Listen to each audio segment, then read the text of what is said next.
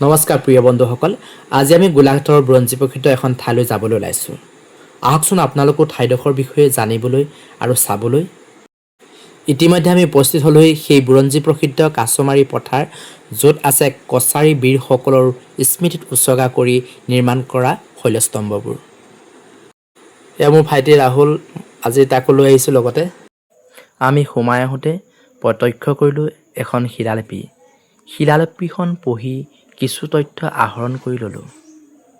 এই পৌৰাণিক শৈলস্তম্ভবোৰ archaeological survey of ইণ্ডিয়াৰ দ্বাৰা recognise. Archaeological survey of India হ'ল ভাৰত চৰকাৰৰ এক সংস্থা, যিয়ে ঐতিহাসিক কীৰ্তিচিহ্ন, ঐতিহ্য, কলা সংস্কৃতি সুৰক্ষা আৰু সংৰক্ষণ কৰে।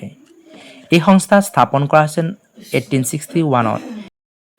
এই শৈলস্তম্ভৰ নিৰ্মাণৰ ৰীতি উত্তৰ পূব ভাৰতৰ বহু জনগোষ্ঠীৰ মাজত অতীজৰ পৰাই প্ৰচলিত।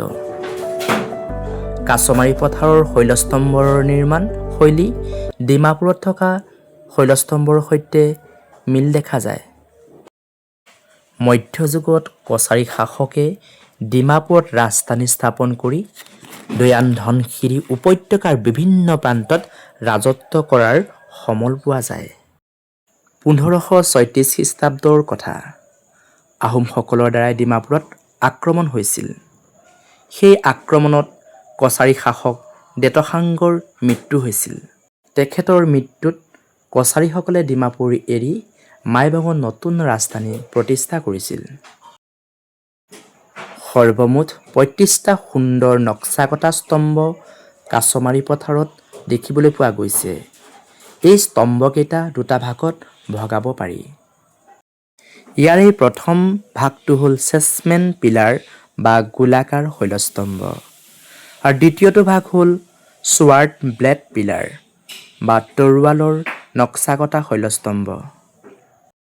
এই শৈলস্তম্ভবোৰ আচলতে কছাৰী বীৰসকলৰ স্মৃতিত উৎসৰ্গা কৰি নিৰ্মাণ কৰা হৈছিল। আপোনালোকে প্ৰত্যক্ষ কৰকচোন, ভাস্কৰ্যসমূহ কি সুন্দৰকৈ ইয়াত অংকন কৰা হৈছে। সঁচাকেই আমি অভিভূত হৈছোঁ যে পুৰণি কালত ইমান সুন্দৰকৈ এই ভাস্কৰ্য কলাৰ নিদৰ্শন পোৱা গৈছে। অসম এই ক্ষেত্ৰত সমৃদ্ধশালী। আপোনালোকে এই শৈলস্তম্ভবোৰ প্ৰত্যক্ষ কৰোঁতে নিশ্চয় দেখিছে, কিছুমান শৈলস্তম্ভত তৰোৱাল আছে, কিছুমানত তৰোৱাল নাই। ইতিমধ্যে আমি উল্লেখ কৰিছোঁ যে এই শৈলস্তম্ভবোৰ দুই প্ৰকাৰৰ। প্ৰথমটো হ'ল চেছমেন পিলাৰ বা গোলাকাৰ শৈলস্তম্ভ, আৰু দ্বিতীয়টো হ'ল স্বাৰ্ড ব্লেড পিলাৰ বা তৰোৱাল নক্সা-কটা শৈলস্তম্ভ। এই শৈলস্তম্ভবোৰত কিছুমান জীৱ-জন্তু আৰু চৰাই-চিৰিকটি অংকন কৰা দেখিবলৈ পোৱা গৈছে। এই শৈলস্তম্ভবোৰ এচিড বৰষুণৰ দ্বাৰা কেতিয়াবা আক্ৰান্ত হৈ কিবা অৱক্ষয় হোৱা দেখা যায়।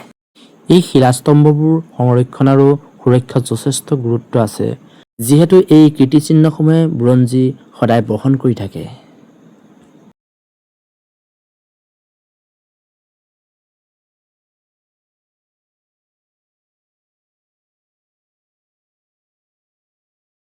আবেলি সময় এই মুহূৰ্তটো কাছমাৰী শৈলস্তম্ভত উপস্থিত থাকি অত্যন্ত ভাল লাগিছিল। ইমান সুন্দৰ এটা পৰিৱেশ সঁচাকৈ দেখি আমি অভিভূত হৈছিলোঁ। আপোনালোকো আহিবচোন এই সুন্দৰ পৰিৱেশটো উপভোগ কৰিবলৈ।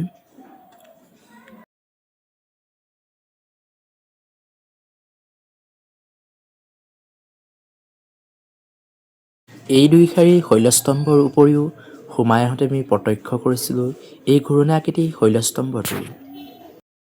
আজি এই বুৰঞ্জী প্ৰসিদ্ধ ঠাইডোখৰলৈ আহি যথেষ্ট ভাল লাগিল। বহুত নজনা কথা জানিবলৈ পালোঁ। বন্ধুসকল, আপোনালোকো আহিব এই ঠাইডোখৰৰ বিষয়ে জানিবলৈ আৰু চাবলৈ। গতিকে আজিলৈ সকলোকে পুনৰ লগ পোৱাৰ প্ৰতিশ্ৰুতিৰে বিদায়। ধন্যবাদ।